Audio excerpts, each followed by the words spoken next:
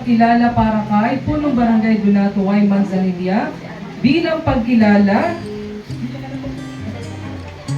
pagkilala sa pagiging kasapi ng Liga ng mga Barangay sa Bayan ng Pagbilao at sa kanyang naiambag sa ilang taong panunungkulan bilang punong barangay ng Barangay Castillo, Pagbilao, Quezon, iginawad ngayong ika-23 ng Marso 2026, signed, Walter G. Dapla, Municipal Vice Mayor, Presiding Officer.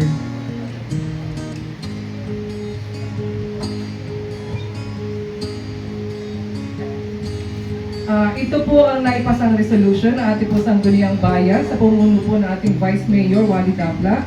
Resolution number 69, resolution expressing deep sympathy and condolence to the bereaved family of the late Honorable Donato Y. Manzanilla, Barangay Captain ng Barangay Castillo, Pagbilao, Quezon.